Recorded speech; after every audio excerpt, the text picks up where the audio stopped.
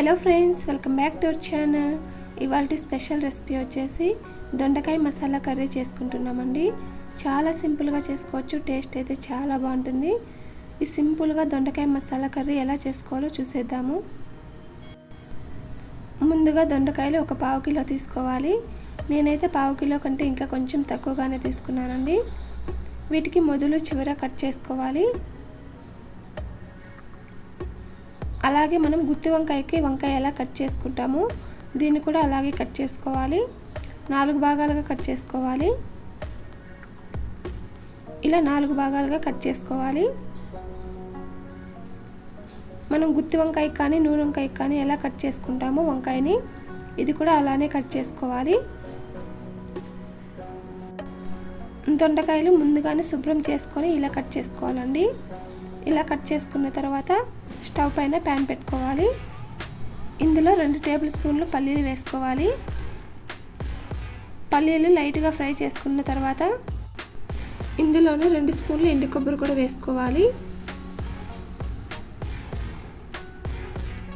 ఎండు కొబ్బరి కూడా లైట్గా ఫ్రై చేసుకోవాలి. ఇందులోనే 1 టీ స్పూన్ ధనియాలు కూడా వేసుకోవాలి. అలాగే 3 ఇలాచి, కొంచెం దాల్చిన చెక్క, 4 లవంగాలు కూడా వేసుకోవాలి. ఇవన్నీ ఒకసారి ఫ్రై చేసుకోవాలి. ఇవి కొంచెం ఫ్రై చేసుకున్న తర్వాత ఇందులో ఒక 8 జీడిపప్పు కూడా వేసుకోవాలి. అలాగే ఇందులో 1 టీ స్పూన్ గసగసాలు, 1/2 టీ స్పూన్ జీలకర్ర కూడా వేసుకోవాలి. ఇవన్నీ కూడా తక్కువ మంట మీదనే ఫ్రై చేసుకోవాలండి. ఇవన్నీ బాగా ఫ్రై చేసుకున్న తర్వాత కొద్దిసేపు చల్లారనివ్వాలి. ఇప్పుడు స్టవ్ పైన కడాయి పెట్టుకొని అందులో 3 స్పూన్స్ ఆయిల్ వేసుకోవాలి.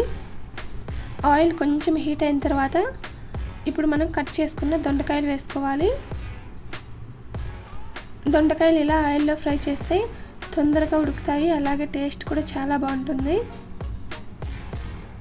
ఇప్పుడు 1 నిమిషం మూత పెట్టేసి ఫ్రై చేసుకుందాము.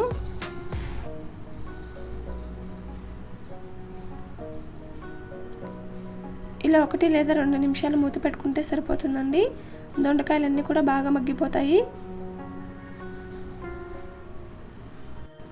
దొండకాయలన్నీ ఫ్రై చేసుకున్న తర్వాత ప్లేట్లోకి తీసుకోవాలి.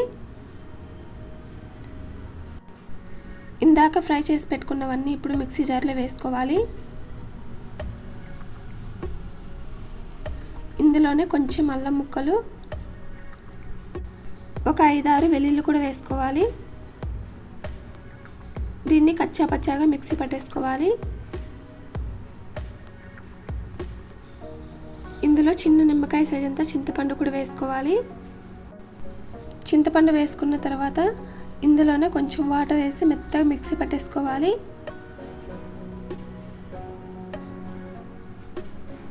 ఇలా మెత్తగా మిక్సీ పట్టేసుకోవాలి.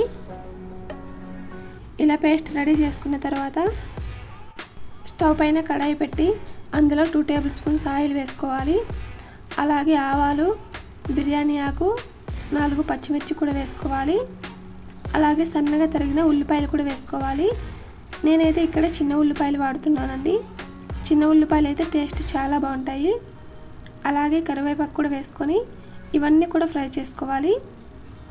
ఇవి లైట్గా ఫ్రై చేసుకున్న తర్వాత ఒక టమోటా కట్ చేసుకొని వేసుకోవాలి. ఈ టమోటా బాగా మగ్గనివ్వాలండి. ఇది ఇలా బాగా ఫ్రై చేసుకున్న తర్వాత మనం మిక్సీ పట్టుకున్న పేస్ట్ వేసుకోవాలి. పేస్ట్ అంతా కూడా బాగా ఫ్రై చేసుకోవాలండి. మసాలా అంతా బాగా ఫ్రై చేసుకున్న తర్వాత 1/2 టీ స్పూన్ పసుపు వేసుకోవాలి. అలాగే 1/2 టీ స్పూన్ కారం వేస్తున్నానండి. నేను వేసుకునే కారం చాలా కారంగా ఉంటుంది కాబట్టి 1/2 టీ స్పూనే వేసుకుంటున్నాను. అలాగే రుచికి సరిపడా సాల్ట్ కూడా వేసుకోవాలి. సాల్ట్ వేసుకున్న తర్వాత మొత్తం ఒకసారి కలుపుకుందాము. ఇందులో 2 గ్లాసెస్ వాటర్ వేసుకోవాలండి.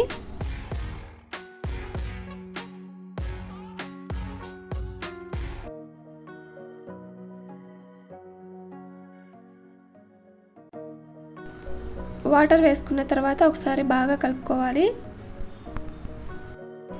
ఇప్పుడు ఫ్రై చేసుకున్న దొండకాయలు వేసుకోవాలి.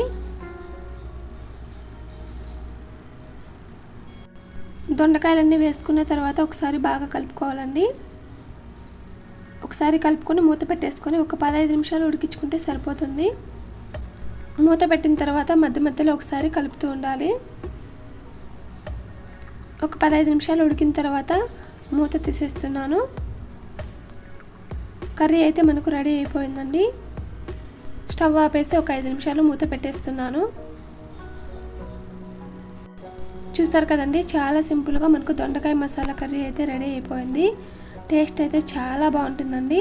మీరు కూడా ఒకసారి ట్రై చేసి మీకు ఎలా వచ్చిందో నాకు కామెంట్ చేయండి. ఈ వీడియో మీకు నచ్చితే లైక్ చేయండి, షేర్ చేయండి, అలాగే సబ్స్క్రైబ్ చేసుకోండి.